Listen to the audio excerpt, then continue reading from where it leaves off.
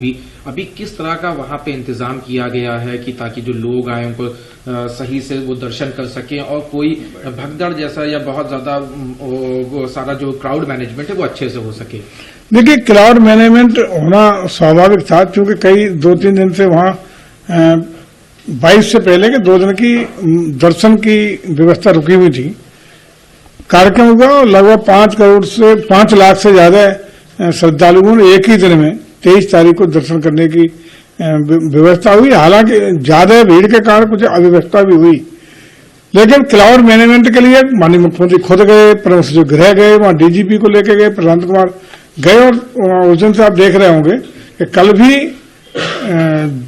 2.5 लाख से ज्यादा, 3 लाख से ज्यादा, 3.5 लाख, 4 लाख पर डे दर्शन हो रहा है, व्यवस्थित हो रहा है। इसके लिए क्राउड मैनेजमेंट भी किया गया, दर्शन का समय भी बढ़ाया गया।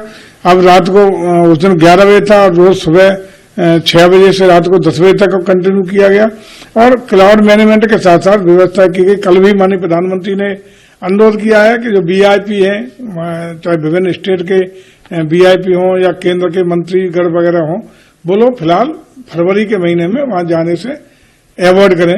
ये अनुरोध कल भी किया गया है।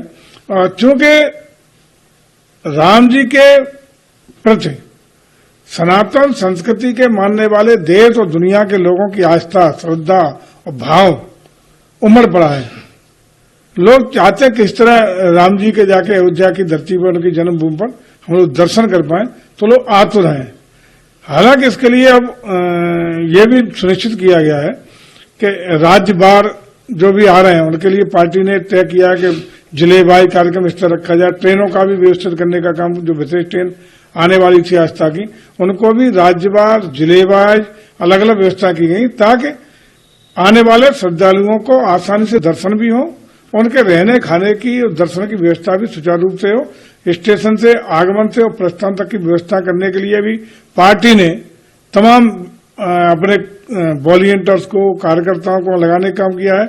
हमारे पर्यटन विभाग के द्वारा भी लगभग 25,000 लोगों को रुकने की, ठहरने की व्यवस्थाओं के अंतर्गत टेंट सिटी बहुत अच्छी व्यवस्थाओं के साथ लगाने का काम किया और वहां कल से 26 तारीख से वहां विधिवत व्यवस्थाएं, लोगों की विशेष ट्रेन है, उसी के हिसाब से सारी व्यवस्था सुचारू रूप से चाक चौबंद करने के लिए हमारे पार्टी के केंद्रीय नेतृत्व और प्रदेश का नेतृत्व दोनों मिलकर स्थानीय कार्यकर्ता वॉलंटियर्स के साथ वहां रुका हुआ है और सारी व्यवस्था चाक चौबंद कर ली गई है।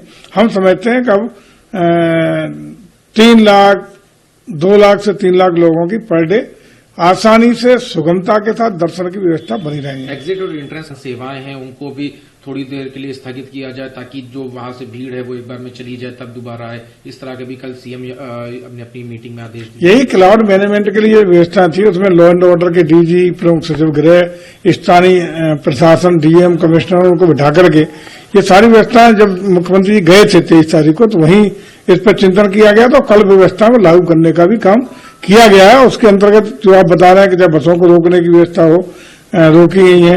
अन्य जो व्यवस्था सुगमता से निकासी के लिए, आने के लिए अलग अलग रास्ते बनाने की बात हो, बैरिकेडिंग की बात हो, चाक चौबंद व्यवस्था करने का प्रयास किया गया। उसी का परिणाम है कल 3 लाख से ऊपर लोगों ने दर्शन भी किया और सुलभता से, आसानी से दर्शन उनके हो सके हैं।